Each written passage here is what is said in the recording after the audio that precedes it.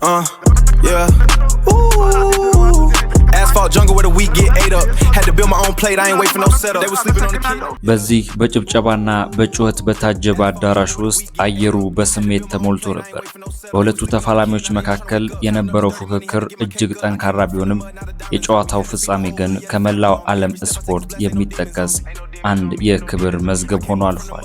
አሸናፊው መስፍን ብሩ ድሉን እንዳረጋገጠ ያደረገው የመጀመሪያ ተግባር ወደ ሰማይ ከማየት ቀጥሎ የህይወት መሰረት የሆነችው እናቱን መፈለግ ነበር። እናቱ ወደ መድረኩ ጠርቶ ሲያመሰግን ያ በጉልበቱና በጥንካሬው መድረኩን ሲያናውጥ የነበረ ጀግና እንደ ታናሽ ልጅ ሲያንስ ታየ። እናት ማለት የድል መጀመሪያ እንጂ የውድድር መጨረሻ አይደለችም በሚል መንፈስ ለእናቱ የሰጠው ክብር በቦታው ለነበሩ ታዳሚዎች በሙሉ እንባን የሚያራጭ ነበር። መስፍን ለሴት ልጅ ያለው ጥልቅ አክብሮት ሲገልጽ ድል የሚገኘው በጡንቻ ብቻ ሳይሆን እናትን በማክበርና በሴቶች ምርቃት መሆኑንም ለትውልድ አስተምሮ አልፏል። በሌላ በኩል ኢንስፔክተር ኤርሚያስ ሽንፈቱን የተቀበለበት መንገድ ተሸናፊው አሸናፊው the graceful loser የሚለውን ስያሜ የሚያሰጠው ነበር። አንድ የህግ አስከባሪ ፕሮፌሽናል ተፋላሚ እንደመሆኑ ሽንፈት በፍቅርና በአክብሮት ተቀበለ። በመካከላቸው የነበረው የቡጢ ግጥሚያ በቅጽበት ወደ ወንድማማችነት ፍቅርም ተለወጠ። የመጨረሻውም ትዕይንት እጅግ ልብ የሚነካ ነበር። ሁለቱ ተፋላሚዎች እጅ ለእጅ ተያይዘው ወደ ታዳሚው ሲቀርቡ ነበር። በዚያ ሰዓት አሸናፊው ተሸናፊ የሚል ስሜት ጠፍቶ ኢትዮጵያዊነት፣ ጨዋነትና ፍቅር ነግሶ ታየ።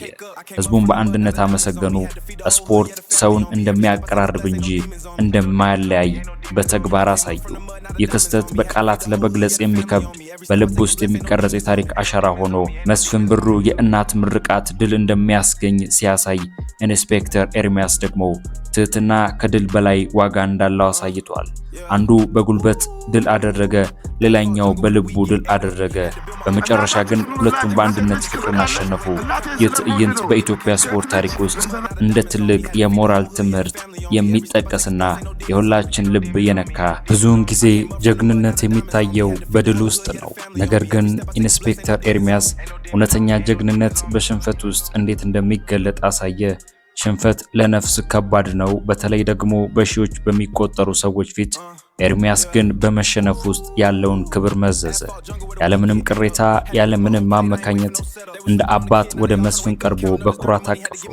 ያ እቅፍ ተሸንፌያለሁ የሚል ሳይሆን ከጎን ነኝ የሚል የወንድማማችነት ቃል ኪዳን ነበር። ኤርሚያስ በዚህ ሰዓት ያሸነፈው የራሱን ስሜት፣ በሰው ልጆች ውስጥ ያለውን የፉክክር ክፋት ነበር። በመጨረሻም ሁለቱ ጀግኖች እጅ ለእጅ ተያይዘው ህዝቡን ሲያመሰግኑ በአዳራሽ የነበረው ደስታ ወደ ልባዊ ሰላም ተቀየረ። መስፍን በአሸናፊነቱ አልታበየም፣ ኤርሚያስን በተሸናፊነት አልተሸማቀቀም። የትዕይንት ለሁላችን ትልቅ ትምህርት ጥሎ አልፏል።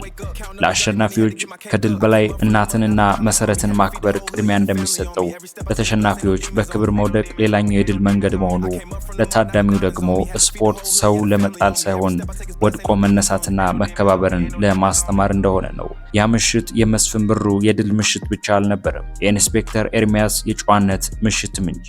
ሁለቱም በአንድነት ሆነው ኢትዮጵያዊነት በቃላት ሳይሆን በተግባር እንዲህ ነው ብለው ምስክራቸው በደምና በፍቅር አትመው አልፈዋል። ይህ ምስል በታሪክ መዝገብ ላይ ሳይሆን በህዝብ ልብ ላይ የማይፋቅ ቀለም ሆኖ ተቀርጿል።